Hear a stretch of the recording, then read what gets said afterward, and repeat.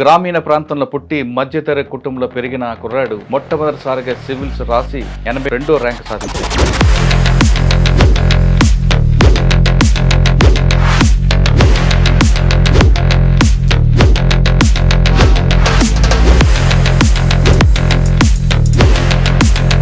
First time prelims రాస్తున్నప్పుడు feelings ఏంటి? Paper 1 రాసి వచ్చి నార్మల్గా చూస్తే స్టాటిక్ పార్ట్ నేను ఎన్ని కరెక్ట్ పెట్టినా నాకు తెలిసిపోతుంది. నేను అప్పుడు రియలైజ్ అయినా ఇది మనకు గాడ్ ఇచ్చిన ఆపర్చునిటీ. బెంచ్కి వచ్చేప్పుడు ఎన్ని గంటలు కష్టపడ్డారు? ఎవరు అడ్వైజ్ చేశారు? 10 కల్లా మార్నింగ్ అంతా రెడీ అయిపోయి కూర్చుంటే నైట్ 1కి నేను మళ్ళీ క్లోజ్ చేస్తుంటాను.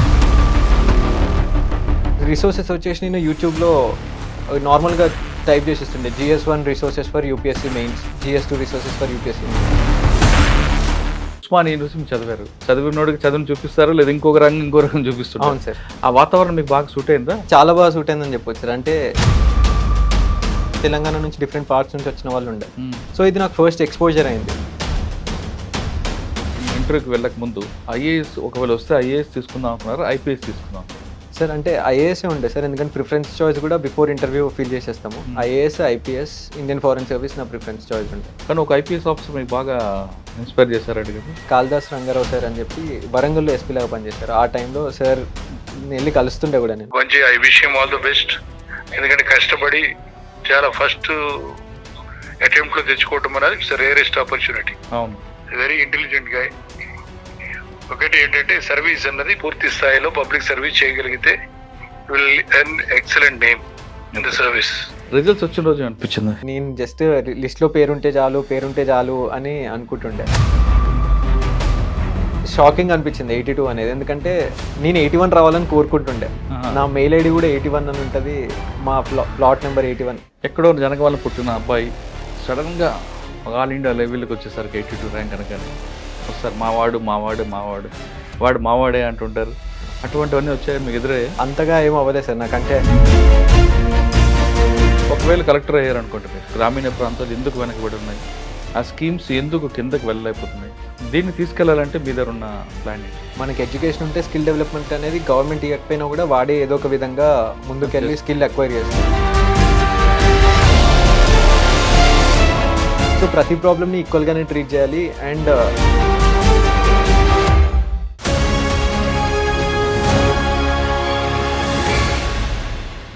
Welcome to I dream. కృషి ఉంటే మనుషులు మహాపురుషులు అవుతారంటూ ఓ సినిమా పాటల్లో పాట నిజం చేశాడు కుర్రాడు. గ్రామీణ ప్రాంతంలో పుట్టి మధ్యతరగతి కుటుంబంలో పెరిగిన ఆ కుర్రాడు మొట్టమొదటిసారిగా సివిల్స్ రాసి 82వ ర్యాంక్ సాధించాడు. ఖచ్చితంగా అతనికి ఐఏఎస్ కానీ ఐపీఎస్ కానీ వస్తుంది. ఇంతే అతనే ఈరోజు మన గెస్ట్. పేరు కౌశిక్ ఎందుకు సివిల్స్ ఎంచుకున్న తర్వాత అతను ఆ లక్ష్యానికి చేరువవ్వడానికి ఎంత కష్టపడ్డాడు, అది కూడా మొట్టమొదటిసారి ఆ ర్యాంక్ సాధించడం వెనక అతను చేసిన కృషి ఏంటి, ఆ కృషి వెనక ఎవరు సహకరించారనే విషయాన్ని ఆయన తెలుసుకుందాం. కౌశిక్ నమస్తే. నమస్తే సార్. Thank you sir. సాధారణంగా సివిల్స్ సాధించడం అంటే అదొక పెద్ద గోల్. సామాన్యుడికి బాగా డబ్బు ఇంట్లో పుట్టాలి, బాగా చదువుకునే ఇంట్లో పుట్టాలి, కాన్వెంట్లో చదువుకోవాలి, సిటీలో ఉండాలి, లేదా ఢిల్లీ వెళ్ళి అక్కడ కోచింగ్ తీసుకుంటేనే సివిల్స్ సాధిస్తామని ఒక భ్రమలు చాలామంది కుర్రకర్ర ఉంటారు, యువత అంతా. కానీ ఇవన్నిటికీ మనం క్రాష్ చేస్తాం. ఎక్కడో జనగామలో పుట్టి ఒక చిన్న మధ్యతరగతి కుటుంబంలో పెరిగి సిటీ వచ్చి ఇక్కడ చదువుకొని ఈ విధంగా నువ్వు వచ్చావు. అన్నిటికన్నా ఇంపార్టెంట్ ఏంటంటే చాలామంది చాలా అటెంప్ట్లు చేస్తుంటారు, అటెంప్ట్లు ఫెయిల్ అయిన తర్వాత నిరాశ నిస్పృహలో వెళ్తుంటారు. కానీ ఫస్ట్ అటెంప్ట్లో నేను గోల్ కొట్టావు, 82 ర్యాంక్. అది ఆషామాషిగా వచ్చేది కాదు. అంటే నీ సంకల్ప బలం అంత స్ట్రాంగ్ ఉందనే విషయం చాలా స్పష్టంగా తెలుస్తుంది. అసలు నాన్నగారు కుటుంబం చిన్న కుటుంబం, సివిల్స్ రాయాలని ఆలోచన ఎందుకు వచ్చింది? దాని వెనక బలమైన కారణం ఉందా? లేదు ఎవరైనా వ్యక్తి నిన్ను ఒక ఇన్స్పైర్ చేసి ఒక రోల్ మోడల్గా ఉండబట్టి సివిల్ సాధించాలనుకున్నావా? దీని వెనక కారణం చెప్పే ముందు ఒకసారి మీ కుటుంబ నేపథ్యం, ఈ వైపు ఎందుకు దారి చేయాలంటే బలమైన కారణం ఏముంది? సార్ మా కుటుంబం నేపథ్యం వచ్చేసి నేను పుట్టింది జనగాం సార్, పాత వరంగల్ జిల్లా జనగాం, అదే టౌన్లో పుట్టాను. మా ఫాదర్ పేరు వచ్చేసి మెరుగు సుధాకర్, మా మదర్ పేరు వచ్చేసి మెరుగు సుజాత. మా ఫాదర్ కన్స్ట్రక్షన్ బిజినెస్ చేస్తారు సార్, ఇప్పుడు హైదరాబాద్లో. అంతకుముందు జనగాంలో ఉన్నప్పుడు వేరే చిన్న బిజినెస్ చేస్తుండే. అలాగే మదర్ వచ్చేసి హోమ్ మేకర్ సార్. అండ్ నాకు ఒక సిస్టర్ ఉంది sir, elder sister. And also ఇటువైపు రావడానికి మేజర్ రీజన్ వచ్చేసి సార్, చిన్నప్పుడు స్కూల్లో ఉన్నప్పుడు జనరల్గా నేను ఫస్ట్ పొలిటీషియన్ అవుతాను స్కూల్లో చెప్తే అందరు నవ్వారు. అప్పుడు నాకు అర్థమైంది politician is a bad thing సొసైటీలో అయ్యో. అని. దాని తర్వాత అదేదో సినిమాలో చూసి చెప్పుంటాను పొలిటీషియన్ అవుతానని. కానీ దాని తర్వాత వచ్చేసి పెరుగుతున్న కొద్దీ సెకండ్, థర్డ్ క్లాస్, ఫోర్త్ క్లాస్‌కి అలా వెళ్తున్న కొద్దీ మా మదర్ ఒకసారి మేమేదో కార్‌లో వెళ్తుంటే "నువ్వేమవుతావు" అంటే "సోల్జర్ అవుతా" అని చెప్పాను. పొలిటీషియన్ సోల్జర్గా వచ్చావా? సోల్జర్‌కొచ్చాను. అలా అన్నప్పుడు లేదు నువ్వు ఒక్కడివే కొడుకువి అంటే అది ఎందుకు మనకి ఐఏఎస్ అవ్వు బావుంటదని ఏదో అలా అన్నారు కార్‌లో చాలా చిన్నప్పుడు. ఆ రోడ్ కూడా ఇంకా నాకు గుర్తుంది ఉప్పల్ జంక్షన్‌లో అని అన్నారు. దాని తర్వాత అది నాకు మైండ్‌లో బాగా ఫిక్స్ అయిపోయింది సార్. దాని తర్వాత వచ్చేసి నేను చిన్నప్పుడు చాలా చిన్న వయసులో వేరే ప్రాబ్లమ్స్ అబ్జర్వ్ చేస్తుండే సొసైటీలో. మా సిస్టర్ స్కూల్‌కెళ్ళినప్పుడు మా సిస్టర్ స్పెషల్లీ ఏబుల్డ్. తన స్కూల్‌కెళ్ళినప్పుడు నేను people from different social backgrounds observe చేస్తుండే. లైక్ ఇప్పుడు మేమంటే కొద్దిగా ఫార్చునేట్‌గా ఉండే అంతో ఎంతో చెప్పాలంటే. కానీ చాలామంది ఇంత ఫార్చునేట్ కూడా ఉండరు. ట్రీట్మెంట్ ఇవ్వడానికి కానివ్వండి, లేకపోతే అవును స్కూల్‌కి ఫీజు పే చేయడానికి కానివ్వండి. అవును. ఈ స్కూల్ ఫీజులు ఇవన్నీ అబ్జర్వ్ చేసినప్పుడు నాకు అనిపిస్తుండే మనం ఏదో ఒకటి చేయాలి. ఎందుకంటే నేను ఆ యాన్యువల్ డేస్‌లో కూర్చున్నప్పుడు నాకు అనిపిస్తుండే వీళ్ళు చాలా అఫెక్షన్ అండ్ లవ్ ఉన్న కిడ్స్. కానీ వీళ్ళకే ఎందుకు ఈ ప్రాబ్లమ్ వచ్చింది? ప్లస్ వీళ్ళకి మనం ఏం చేయగలుగుతాం సొసైటీలో? ఇది మేజర్ రీజన్ సార్. ఇది ట్రిగ్గర్ అయ్యి ఇంకా దాని తర్వాత అది మైండ్‌లో అక్క స్ట్రాంగ్‌గా నీకు ఫిక్స్ అయ్యి ఇన్‌స్పిరేషన్ యాక్చువల్లీ. అక్క స్టోరీ నీకు బాగా కదిలించి అంటే అటువంటి వాళ్ళు ఎవరు సొసైటీలో ఉన్నా వాళ్ళకి ఏదో చేయాలని ఒక తపనైతే నీలో. అలా స్టార్ట్ అయింది సార్. అండ్ నేనిప్పుడు మొన్న సోషియాలజీ చదువుతుంటే నాకు అర్థమైంది ఏంటంటే every problem in society is interlinked to some or the other social problem. ఇప్పుడు పావర్టీ వల్ల ఎడ్యుకేషన్ లేకపోవడం, దానివల్ల హెల్త్‌కి యాక్సెస్ లేకపోవడం, దానివల్ల పిల్లలు ఇలా పుట్టడం లేకపోతే చైన్ లాగా అనిపించింది. చైన్ లాగా అనిపించింది. ఇంకా స్ట్రాంగ్‌గా పెరుగుతూ వచ్చింది నేను చదవడం స్టార్ట్ చేసినప్పుడు. సో అది మేజర్ రీజన్ సార్. అంటే any problem is somewhere linked to the problems in the society. ఇవి సాల్వ్ చేయాలని నేను స్టార్ట్ చేశాను. అంటే ప్రతి ప్రాబ్లంకి మూలాలు వచ్చేసరికి మీకు పావర్టీ దగ్గర కనిపిస్తుందా? పావర్టీ కానివ్వండి, ఎడ్యుకేషన్ అంటే అదే సార్ పావర్టీ లేకపోబట్టే కదా చదవలేకపోతారు. చదవకపోబట్టి వాళ్ళ డెవలప్మెంట్ ఉండదు. అవును సార్. తర్వాత హెల్త్ ఇష్యూస్ వస్తాయి. హెల్త్ ఇష్యూస్ ఇవన్నీ కూడా దానికి లింక్ అని అర్థమైంది. అవును సార్. అలా అర్థమైంది. నేను అనుకున్నాను మనం ఏం చేయగలుగుతాము అంటే నేను 2 వేస్‌లో ఆలోచిస్తుండే. ఎయిదర్ సివిల్ సర్వెంట్ అవుతే ఈ ప్రాబ్లమ్స్‌ని ఇప్పుడు సాల్వ్ మీరు చేయొచ్చు. సిస్టర్ గురించి మాట్లాడారు. ఒక మంచి లైన్ తీసుకున్నారు. సొసైటీలో దీన్ని ఫుల్ స్టాప్ పెట్టాలంటే దీని రూట్స్‌కి వెళ్ళారు మీరు. Yes, right. sir. మీరు సైంటిఫిక్‌గా ఆలోచించుకుంటూ వచ్చారు. కానీ కొంతమంది మన కర్మ గత జన్మలో చేసిన పాపాలు ఇలా జరిగాయి ఇటువంటి వాళ్ళకి మీరు ఏం సమాధానం చెప్తారు? అదే Sir, నమ్ముతారా? లేదు రూట్స్ కరెక్ట్ ఇదే సైంటిఫిక్‌గా ఇది అని మీరు నమ్ముతారా మీరు? సార్ నేను 2 నమ్మే పర్సన్ సార్. అంటే ఇప్పుడు సపోజ్ ఈ ఎగ్జామ్ తీసుకుంటే మనం హార్డ్ వర్క్ ఎంత కావాలో లక్ కూడా అంతే కావాలి. అవును. అయితే మనం ఇప్పుడు హెల్త్ ఇష్యూస్ కానివ్వండి, పావర్టీ చూసుకుంటే ఎంత హార్డ్ వర్క్ చేసినా కూడా కొందరు పావర్టీలో ఉంటారు. Because there are other social factors. Like ఇప్పుడు కాస్ట్ డిస్క్రిమినేషన్ ఉంది. మనం అనుకుందాం ఒక మార్జినలైజ్ సెక్షన్ పీపుల్ ఉన్నారు. వాళ్ళు ఎంత కష్టపడ్డా కూడా సొసైటీ వాళ్ళని డిస్క్రిమినేట్ చేయడం వల్ల వాళ్ళు ఎదగలేకపోతున్నారేమో. ఇక్కడ something else is stopping them to grow. So అది కూడా ఉంది కదా సార్. అంటే ఈ 2 అవును, ఫ్యాక్టర్స్ అనేవి ఉన్నాయని నేను నమ్ముతాను. కానీ అట్లీస్ట్ మన చేతిలో ఉన్నదాన్ని మనం స్ట్రాంగ్‌గా చేయగలిగితే బెటర్ కదా. అంటే హార్డ్ వర్క్ అనేది చేయకుండా ఆపొచ్చు. అవును. అండ్ యాజ్ అ సొసైటీ ఇది మనం కరెక్ట్ చేసుకోవచ్చు. ఏదైతే డిస్క్రిమినేషన్ చేస్తామో ఒక సెక్షన్ ఆఫ్ పీపుల్ని వాళ్ళని చేయడం తగ్గించడం అనేది చేయొచ్చు. ఆ కారణంతో బలంగా నమ్మారు.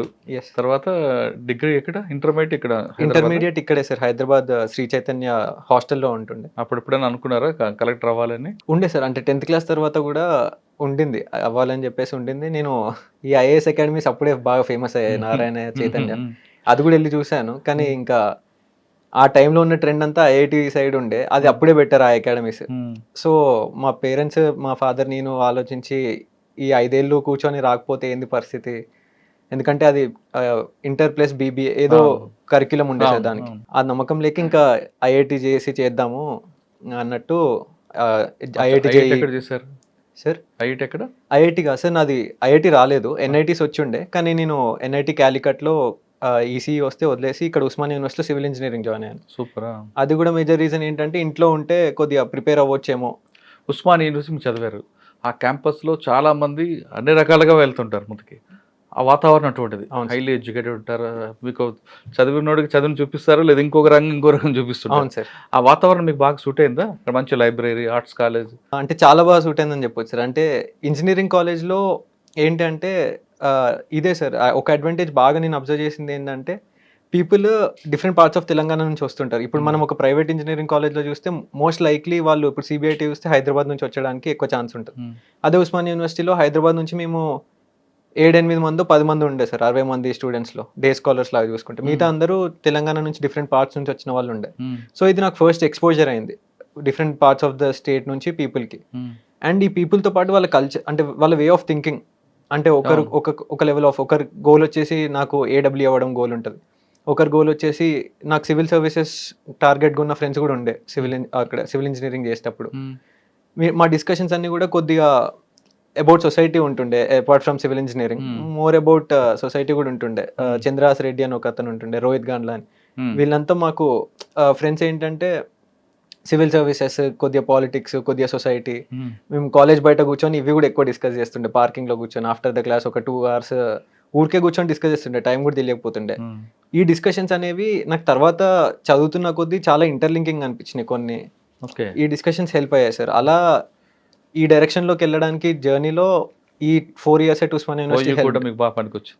డెఫినెట్లీ. రైట్. సివిల్స్ అయిపోయిన తర్వాత మీరు సివిల్ ఇంజనీరింగ్ అయిపోయాక నేను ఇమీడియట్గా ఎంబీఏ చేద్దాం అనుకున్నాను సరే, అంటే మోర్ ఎక్స్పోజర్ కోసం.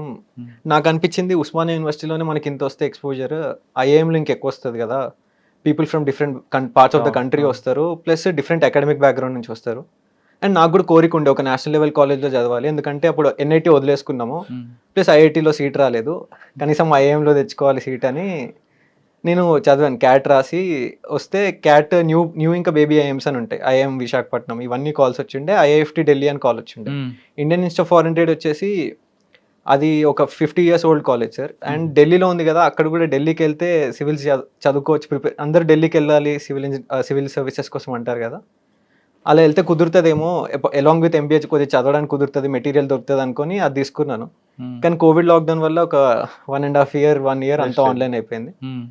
ఇంకా అది చేసిన తర్వాత నాకు జాబ్ వచ్చింది సార్, అంటే ఇండియన్ ఇన్స్టిట్యూట్ ఆఫ్ ఫారెన్ ట్రేడ్లోనే. ఆ 2 yearsలో నాకు క్యాంపస్ ప్లేస్మెంట్ అయిపోయి క్యాప్జెమినై హైదరాబాద్లో కన్సల్టెంట్ లాగా జాబ్ వచ్చింది. ఇంకా అది ఎందుకు వదిలేయడం అని అది కూడా ఆపర్చునిటీ తీసుకొని ప్రిపేర్ అయ్యాను. సార్, ప్రిపేర్ అవుతున్న సమయంలో మీరు ప్లాన్ బి పెట్టుకున్నారా? ఒకవేళ రాకపోతే ఏంటి అని, మీ చేతిలో ఉంది కాబట్టి. అంతే సార్. అంటే అసలు ఫస్ట్ అయితే నేను ఎంబీఏకి వెళ్ళేటప్పుడే అనుకున్నాను 2 years ఎంబీఏ చేసేసి వదిలేసి మనం సివిల్ సర్వీసెస్ రాయాలి అని. కానీ మధ్యలో ఏమనిపించిందంటే మనం అంతేమి లైట్ పీపుల్ కాదు, వదిలేసి రాసేసే అంత, అంటే తర్వాత ఏమవుతుందో తెలియదు, జాబ్ చేస్తున్నప్పుడు ఎందుకు వదలడం. ప్లస్ ఎంబీఏలో డిస్కషన్స్ ఎట్లుంటుండే అంటే సార్, ఇప్పుడు చుట్టుపక్కల ఫ్రెండ్స్ అందరికి 35 లక్షల ప్యాకేజ్లు వచ్చి అందరు కెరియర్ సెటిల్ అవుతున్న ఫేజెస్ అవి. ఆ 2 years స్టార్ట్ అవుతున్నారు. నాకేమనిపిస్తుంది అంటే వీళ్ళు సెటిల్ అయిపోతున్నారు, మనమేమో ఇప్పుడే రిస్కీ ఆప్షన్ ఒకటి సైడ్ వెళ్తున్నాం. ఎందుకంటే జనరల్గా పీపుల్ ఎంబీఏ చేసి ఇటు తక్కువ మంది వస్తారు. ఇది ఒక 4 years అటెంప్ట్ ఇచ్చి ఎంబీఏకి వచ్చిన వాళ్ళు చాలా మంది ఉండే.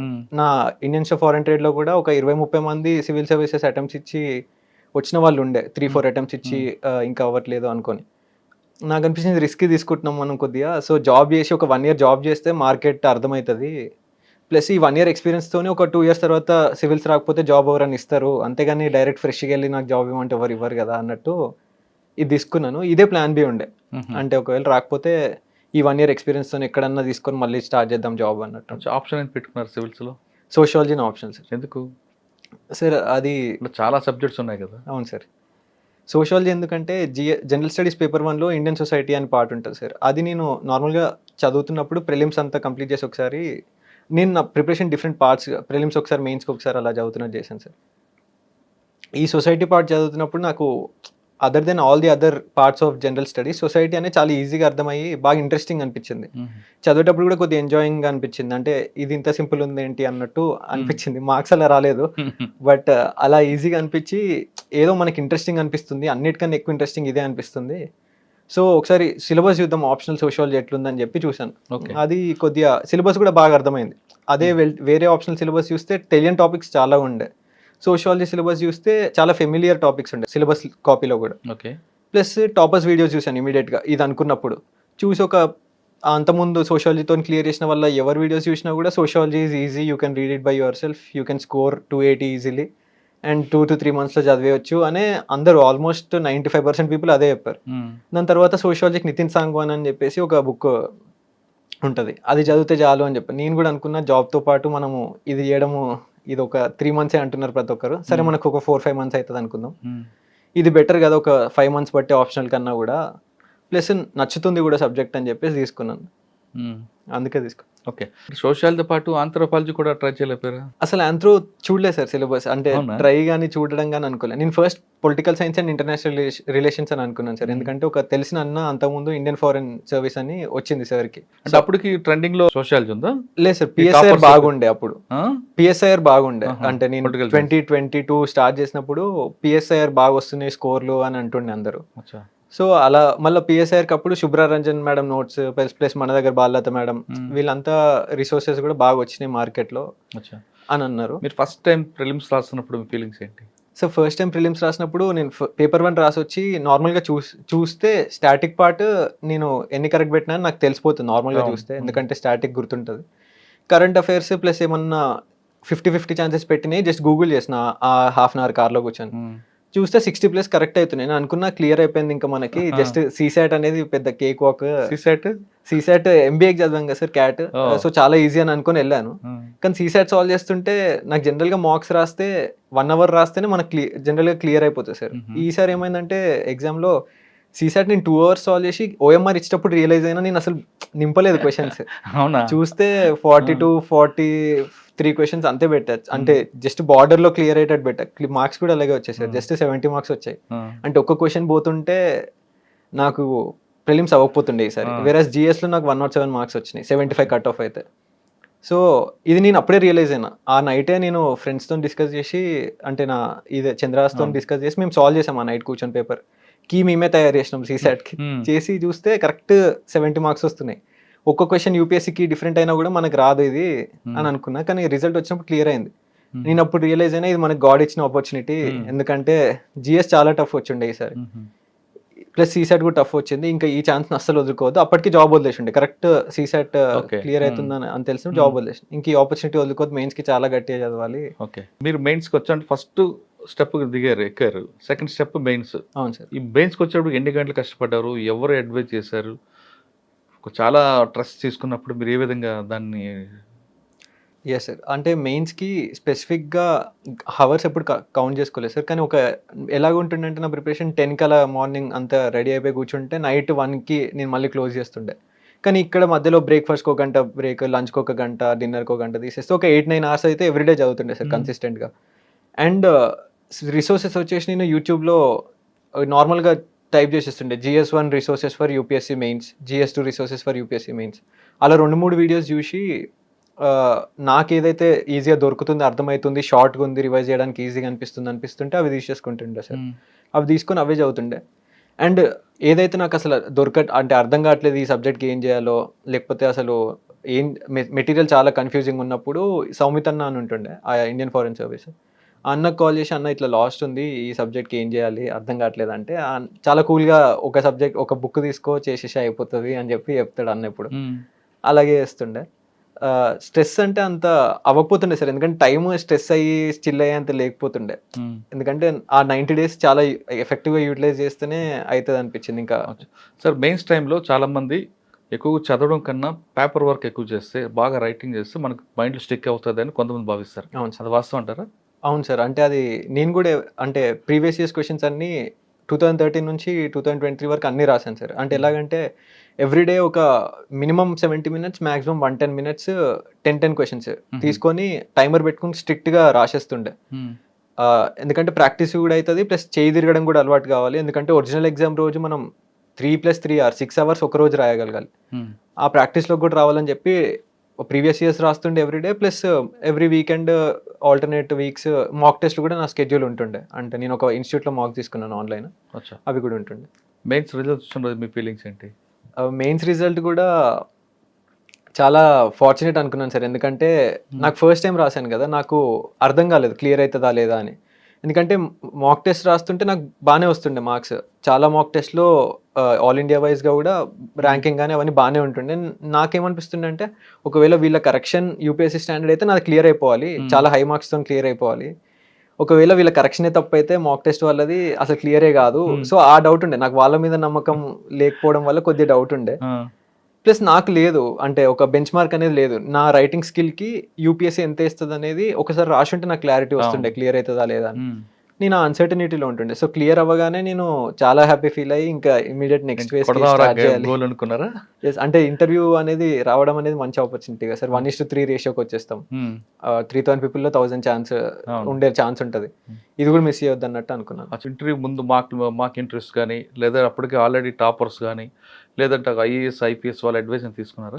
ఇంటర్వ్యూకి ముందు మాక్ ఇంటర్వ్యూస్ ఇచ్చాను సార్. ఒక 15 మాక్ ఇంటర్వ్యూస్ ఇచ్చినాను. అంటే హైదరాబాద్, ఢిల్లీ కలుపుకొని 15 మాక్ ఇంటర్వ్యూస్ ఇచ్చాను. ఈ మాక్ ఇంటర్వ్యూస్లో ప్యానెల్లో కూర్చునే వాళ్ళు రిటైర్డ్ ఐఏఎస్ ఐపీఎస్ ఆఫీసర్స్ ఉంటారు.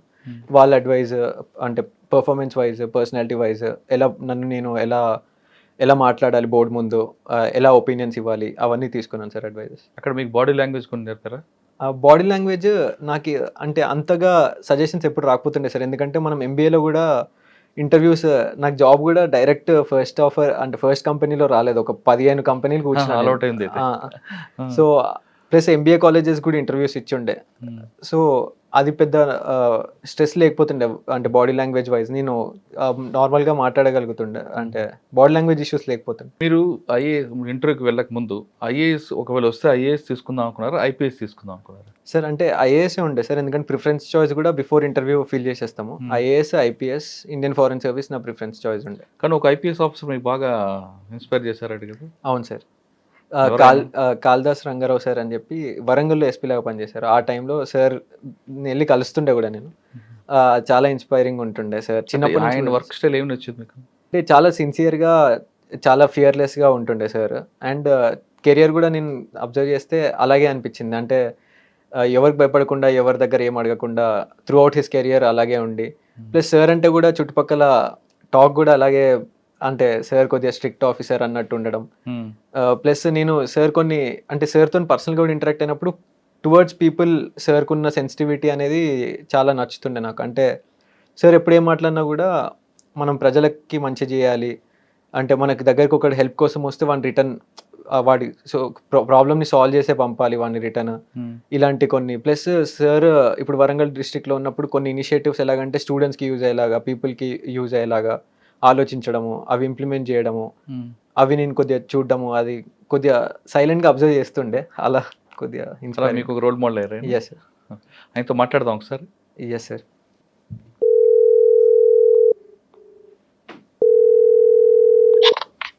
హలో సార్, నమస్తే. నమస్తే భాయ్.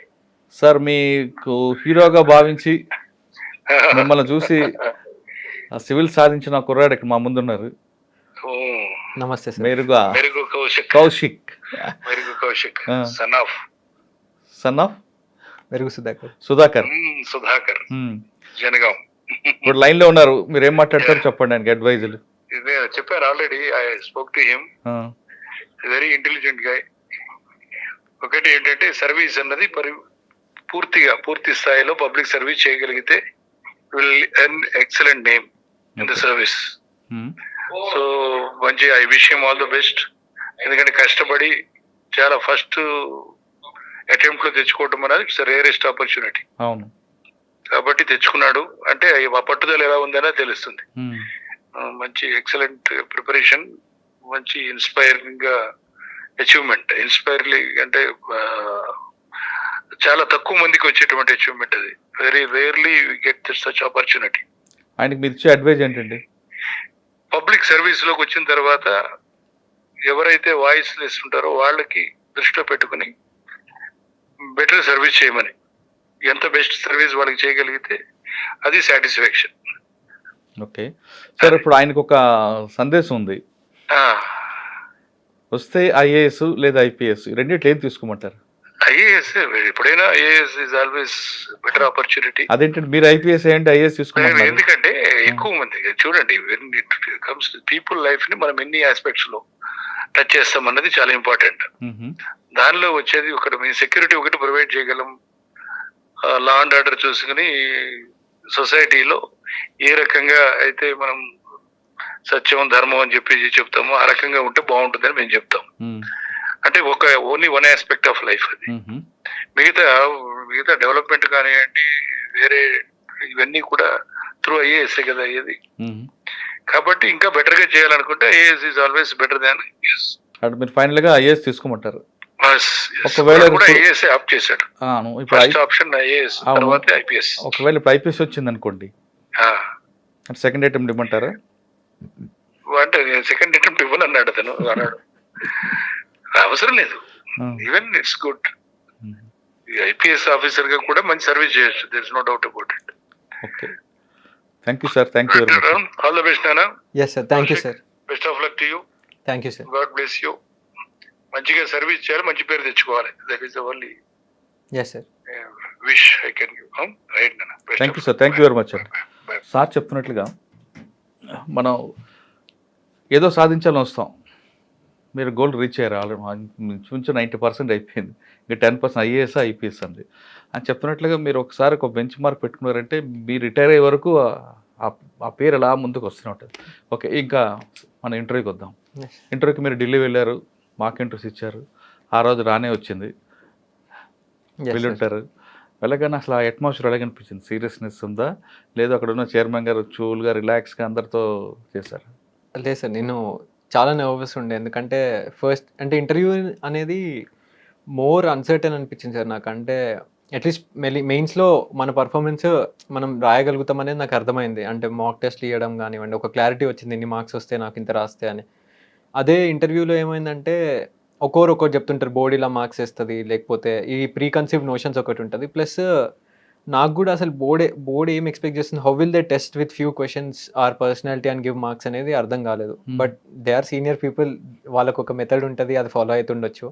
కానీ on the day of interview నేను చాలా నర్వస్ ఉండే, ఎందుకంటే నాతోని మా ఫ్యామిలీ మెంబర్స్ వచ్చారు, అండ్ ఆల్సో నాతో ఇంటర్వ్యూ ప్రిపేర్ అయ్యే వాళ్ళు, ప్లస్ ఢిల్లీలో ఒక ఫ్లాట్లో ఉంటుండే, అక్కడ వాళ్ళు హెల్ప్ చేయడానికి ఉన్న వాళ్ళు ఫ్రెండ్స్ వాళ్ళందరూ కూడా వచ్చారు. ప్రతి ఒక్కరు ఆ ప్రీవియస్ 1 month కన్నా ఆ రోజు నన్ను చూసినంత నర్వస్గా, అంత టెన్స్డ్గా ఎప్పుడు చూడలేదని చెప్పారు. నేను లోపలికి వెళ్ళేటప్పుడు కూడా ఆ లైన్లో నిలబడి వెళ్తాం సార్, ఆ లైన్లో నిలబడినప్పుడు కూడా నేను చాలా టెన్స్డ్గా ఉండే. వాళ్ళు నాకు హాయ్ చెప్పి బాయ్ చెప్తున్నా కూడా ఎనీ కైండ్ ఆఫ్ గ్రీటింగ్కి నేను వెల్కమింగ్గా లేకుండే.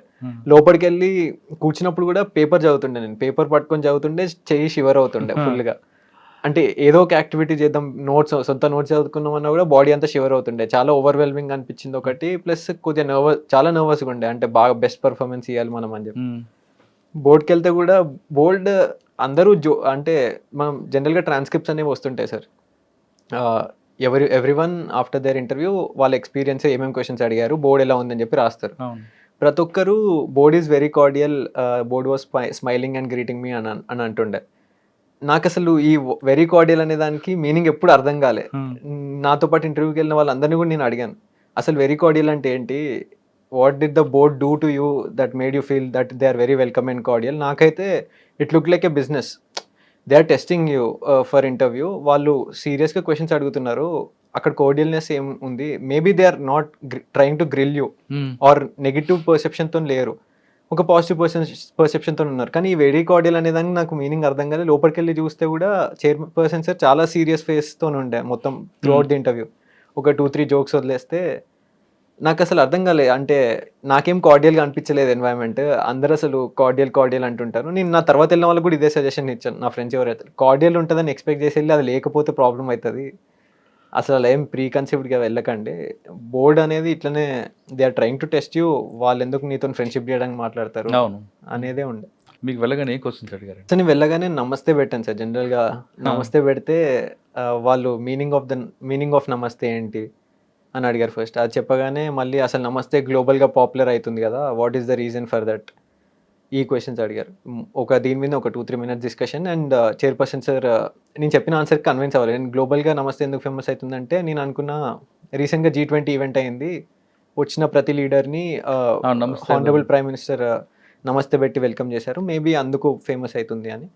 సార్ ఏమన్నారంటే కోవిడ్ వల్ల యాక్చువల్గా ఫేమస్ అయింది, అది సేఫర్ వే ఆఫ్ గ్రీటింగ్ అని చెప్పి సార్ నమస్తే పెట్టడం స్టార్ట్ అయింది అని చెప్పి అక్కడ నవ్వారు సార్. దాని తర్వాత నుంచి ఇంకా full serious mode of interview question. Sir వెళ్ళగానే జోక్ వేసారు అంటే మీలో స్ట్రెస్ తగ్గించారు? అవును సార్, తగ్గించాను. ఇంకా తర్వాత ప్రొఫెషనల్గా వచ్చారు?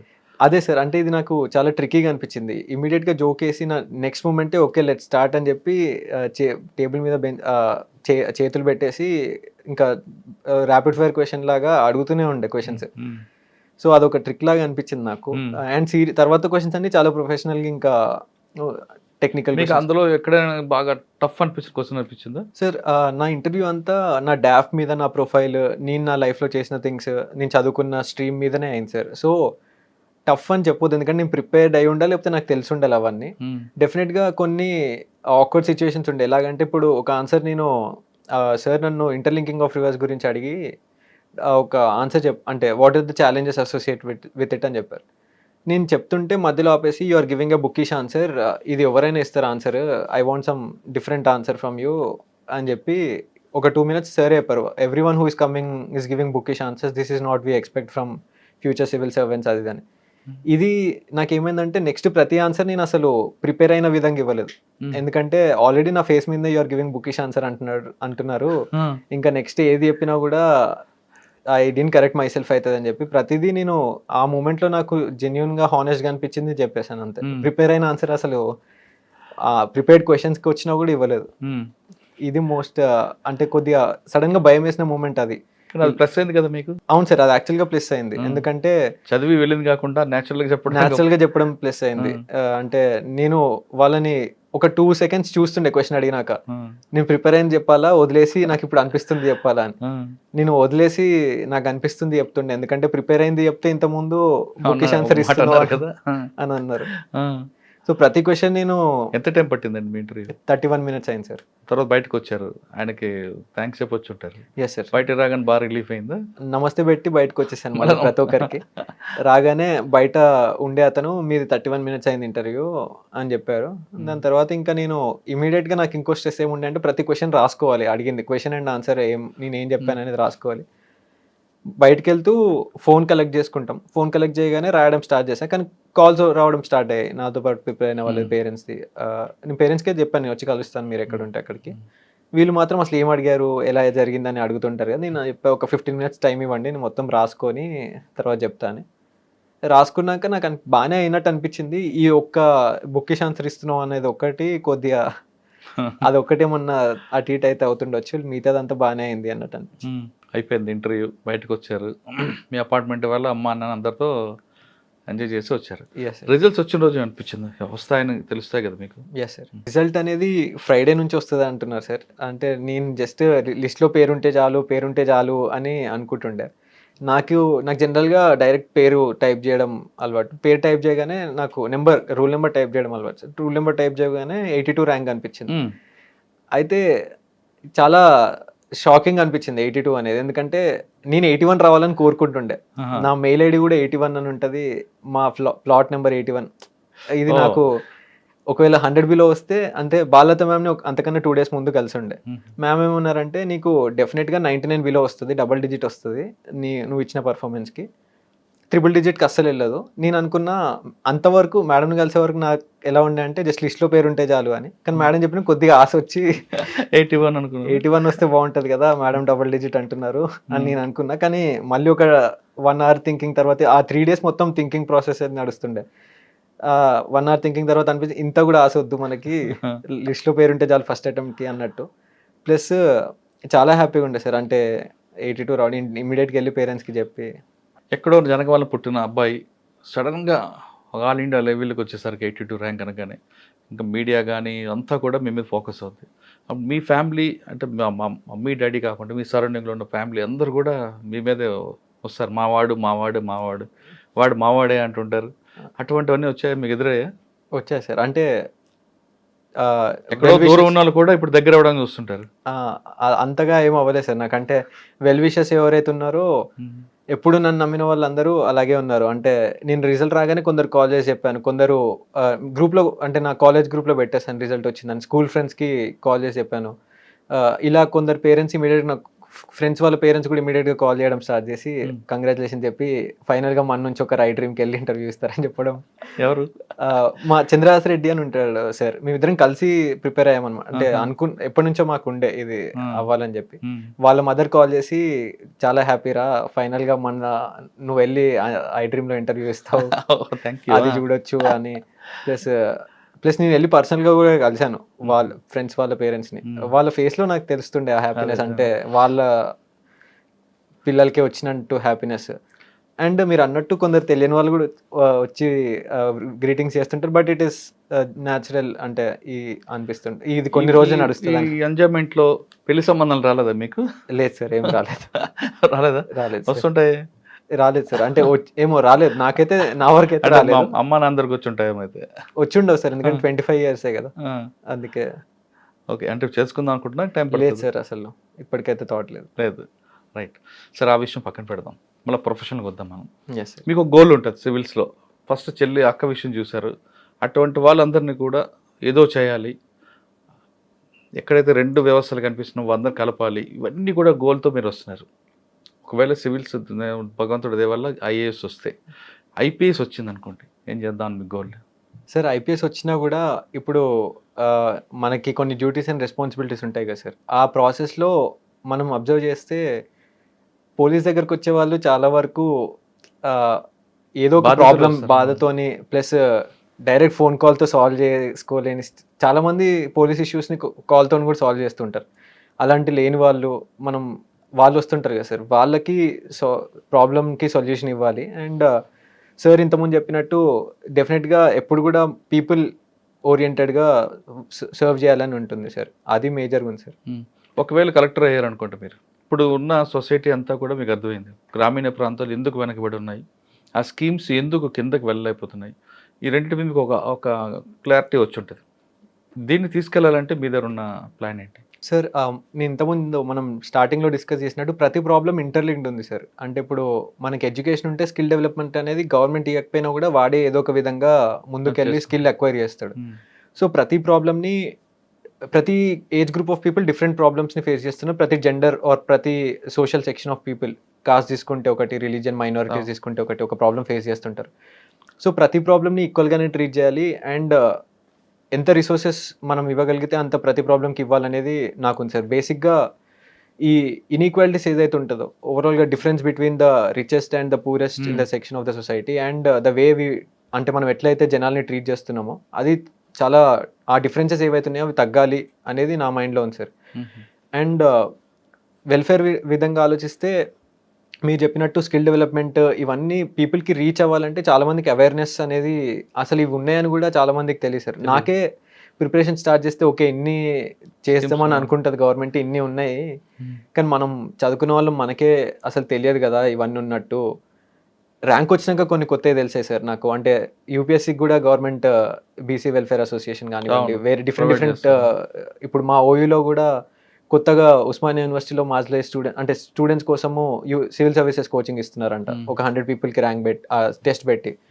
ఇవన్నీ అసలు నా టైంలో ఉన్నాయని నాకు తెలీదు, అవేర్నెస్ లేదు. ఎప్పటి నుంచి ఉన్నాయి అదే, ఇవన్నీ నాకు అసలు మనకే తెలియదు కదా చదువుకున్నా కూడా.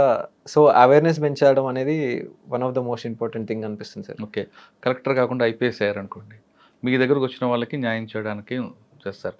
కానీ పోలీస్ స్టేషన్ పట్ల మీకు అవగాహన ఉందా? పోలీస్ వ్యవస్థ పట్ల అంతగా ఉందని నేను చెప్పాను సార్. అంటే డీటెయిల్ ఎప్పుడైనా పోలీస్తో మీకు ఇంటరాక్ట్ అయ్యారా? అంటే కాళిదాస్ గారు కాకుండా గ్రౌండ్ లెవెల్లో కూడా డైరెక్ట్ ఇంటరాక్షన్ విత్ పోలీస్ స్టేషన్కి వెళ్ళి కంప్లైంట్ ఇవ్వడం కానివ్వండి, ఇలాంటివి, లేకపోతే నా మీద కంప్లైంట్ రావడం కానివ్వండి, ట్రాఫిక్లతో వెళ్తా కానీ లేదు సార్. అంటే ట్రాఫిక్ వాళ్ళతో కూడా ఎప్పుడు లేదు, ఎందుకంటే మా కాలేజ్ కూడా ఇంటికి పక్కనే ఉంటుండే. సో నడుచుకొని అట్లనే అవుతుండే, బైక్ తీసుకొని వెళ్ళినామా ఆ కాలనీ లోపల నుంచి వెళ్ళినట్టు. సాధారణంగా పోలీసులు అనగానే సమాజంలో ఒక చిన్నది, వాళ్ళు బూతులు మాట్లాడతారని, వచ్చిన వాళ్ళ పట్ల దురుసుగా ప్రవర్తిస్తారని ఉంది. ఒకవేళ మీరు ఐపీఎస్ అయితే ఆ మార్పులు తీయడానికి మీరు ఏం చేస్తారు? చెప్పాను కదా. అవును సార్. సో ఇది మామూలుగా మేము ఇంటర్వ్యూ అప్పుడు ప్రిపరేషన్ అప్పుడు కూడా ఇది ఆలోచిస్తుండే సార్. ఏంటంటే పోలీస్ అంటే ఫస్ట్ థింగ్ మనకు గుర్తొచ్చేది unfortunately corruption and fear towards police. అంటే భయం, అంటే ప్రాబ్లం ఉన్నా, ఎందుకంటే వాళ్ళ సైడ్ నుంచి కూడా ఆలోచిస్తే నాకు ఇది అనిపించింది సార్, వాళ్ళు చాలా ప్రాబ్లమ్స్ చూసి ఇన్సెన్సిటివ్ అవుతారేమో పోలీస్. అది అవ్వద్దు, ఎందుకంటే సెన్సిటివ్ ఉండాలి టువర్డ్స్ వేరియస్ ఇష్యూస్, ఎందుకంటే they are there to solve the problem of people. So పోలీస్కి ఈ పర్టికులర్ ట్రైనింగ్, అంటే నేను చెప్పేంత పెద్దవని నేను అనుకోను, ఆల్రెడీ జరుగుతూ ఉండొచ్చు కూడా. ఇవి ఏంటంటే నేను చదివాను కూడా మన పర్టికులర్ తెలంగాణ స్టేట్లో కొన్ని నేను తెలుసుకున్నవి ఏంటంటే, ఇప్పుడు ఎఫ్ఐఆర్ అనేది విత్ ఇన్ 1 hour ఫైల్ అవ్వాలి, వచ్చిన వాళ్ళకి మంచినీళ్ళు టీ ఇచ్చి కూర్చోబెట్టి ప్రశాంతంగా మాట్లాడి, ఇవన్నీ చేంజెస్ మోర్ పీపుల్ ఫ్రెండ్లీగా జరగాలి పోలీసింగ్ అనేది. మనం వాడు రాగానే నువ్వు పక్కకెళ్ళి కూర్చో నీది తర్వాత లేకపోతే నువ్వు అసలు కంప్లైంట్ తీసుకోను ఇలా చెప్పడం కన్నా వచ్చిన వాళ్ళని మనం బెటర్గా ట్రీట్ చేస్తే వాళ్ళ ప్రాబ్లం కూడా క్లియర్గా చెప్తారు. అసలు మనం అర్థం చేసుకోవడానికి ట్రై చేయడం అనేది మోస్ట్ ఇంపార్టెంట్. ఇలాంటి చేంజెస్ చేయాలని ఉంది సార్. చేంజెస్ కోసం మీరు కృషి చేస్తారు, రైట్? Yes sir. ఇంకా కరప్షన్ పై మీ అవగాహన ఏంటి? అంటే పోలీసా కాదు, ఏ డిపార్ట్మెంట్లో మీరు చేసిన? సార్ అన్ఫార్చునేట్లీ అది ఉంటుంది. బట్ దాన్ని ఎలిమినేట్ చేయడానికి ట్రై చేయాలి సార్. అంటే ఇప్పుడు నాకు జనరల్గా సివిల్ సర్వీసెస్ మాక్ ఇంటర్వ్యూస్ కానివ్వండి, ఫైనల్ ఇంటర్వ్యూలు కానివ్వండి, క్వశ్చన్స్ ఇలా వస్తుంటాయి కదా. అంటే many civil servants are corrupt, నువ్వెందుకు వద్దాం అనుకుంటున్నావు, వాట్ విల్ యూ డూ అంటే. మెనీ సివిల్ సర్వెంట్స్ అంటే సార్ మనం ఇక్కడ చూడాల్సింది చాలా హానెస్ట్ పీపుల్ కూడా ఉన్నారు. ఈ కొందరి వల్ల మనం entire civil servants are corrupt అని అనుకుంటున్నాం. ఎక్కడ వ్యవస్థలో ఎక్కడో దగ్గర ఎవరో ఒకరు ఉంటేనే ఉంటారు బ్యాడ్ ఫెలోస్. దాని నుంచి వ్యవస్థకు మనం అందరినీ ఒకేలా చేయలేము కదా. ఒకేలా చేయలేము. ఉన్న వాళ్ళకి బెటర్ ఆపర్చునిటీస్, ఇప్పుడు హానెస్ట్గా ఉన్న వాళ్ళకి ఎక్కువ ఆపర్చునిటీ ఇచ్చి పనిచేయడానికి చేస్తే వీళ్ళు వాళ్ళని ఓవర్ పవర్ చేసి మోర్ కరప్షన్ లెస్ సొసైటీ వస్తుంది మనకని నేను పర్సనల్గా చాలా నమ్ముతాను సార్. ఎందుకంటే నేను నమ్మకపోతే ఈ సిస్టంలోకి రావాలని అనుకోను.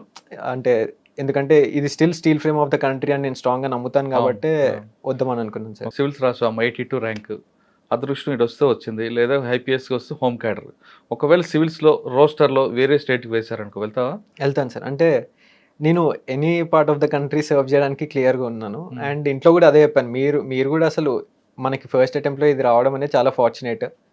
అండ్ వచ్చిన ఆపర్చునిటీని యూజ్ చేసుకోవాలి. ఇది అందరికి వచ్చే ఆపర్చునిటీ కాదు. ఎందుకంటే నేను చూశాను సార్ 6 అటెంప్ట్స్ నాతో పాటు ఇచ్చి ఒక అతను సుబ్బారెడ్డి అని చెప్పి చాలా కష్టపడి 6th అటెంప్ట్లో కూడా రాకుండా ఇంటర్వ్యూ వరకు వచ్చి వెళ్ళిపోయిన వాళ్ళు కూడా ఉంటారు.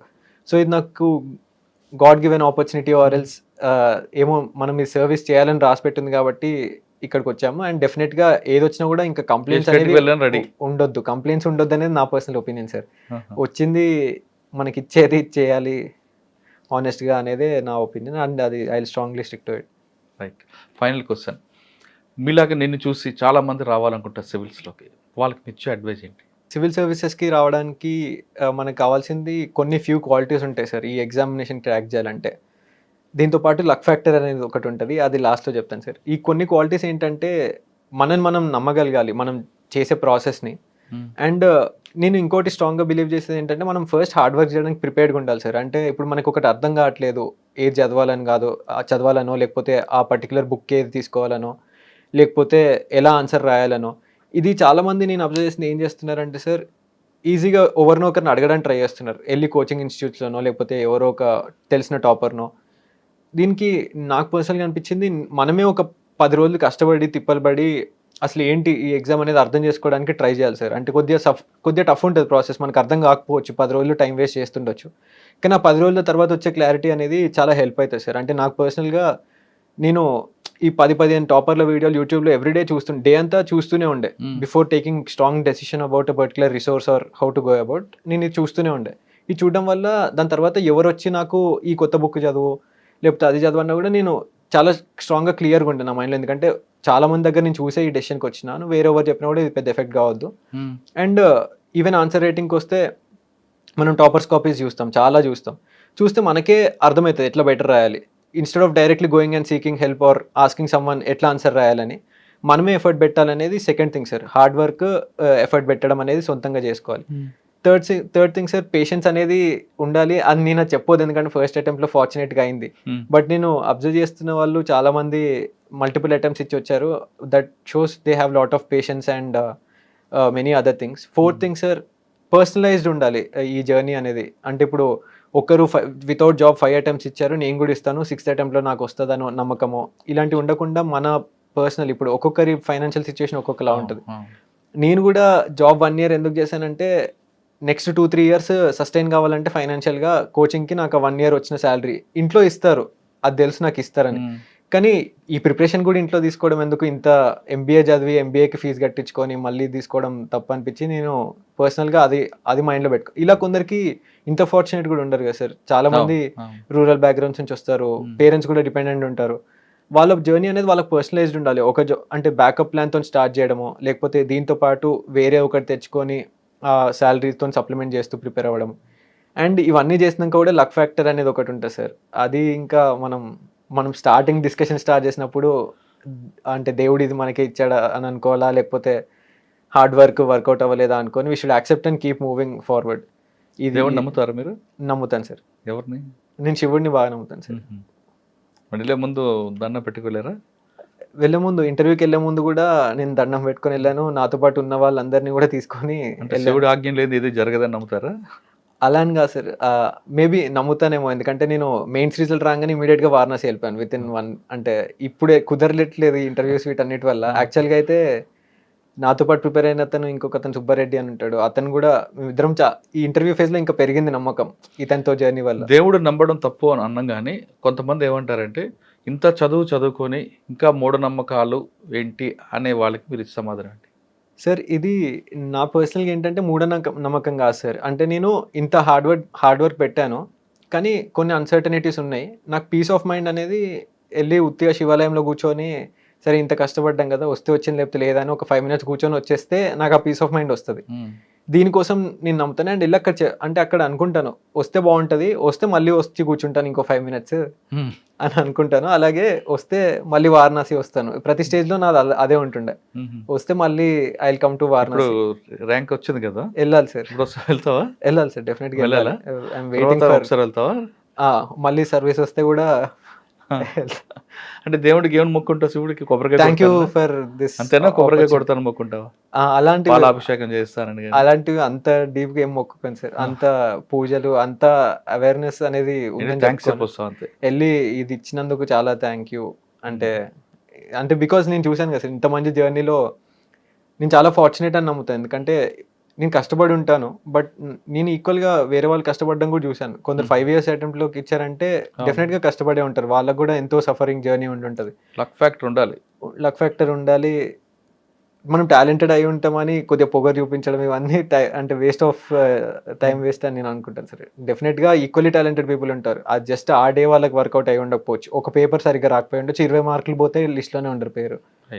అలా అనుకుంటాను సార్. సివిల్స్ రాయాలంటే కష్టపడి చదవడమే కాదు, కష్టపడి చదివితే అందులో ఆనందం వేరుందంటున్నారు కౌశిక్. ఆయన ఫస్ట్ అటెంప్ట్లోనే ఒక సంఘటనలో ఆయన మార్పు వచ్చింది, దానికి పరిష్కారం కోసం ఫస్ట్ అటెంప్ట్లోనే ఆయన కొట్టడం వెనక ఆయన ఒక్క కృషి కాదు, ఆయన కుటుంబం, ఫ్రెండ్స్తో పాటు ఆయన నమ్మిన శివయ్య ఆశీస్సులు కూడా ఉన్నాయంటూ కౌశిక్ చెప్తున్నారు. ఇది ఈరోజు కౌశిక్తో ఎక్సలెంట్ ఇంటర్వ్యూ. మరో రోజు మరో అబ్జర్వర్తో మళ్ళీ కలుద్దాం. అంతవరకు నమస్తే. Thank you Kaushik. All the best. నువ్వు మంచి పేరు తెచ్చుకో. సొసైటీకి నువ్వు ఎంత చేయాలో అంత చెయ్యి. Yes sir, definitely sir. Thank you sir.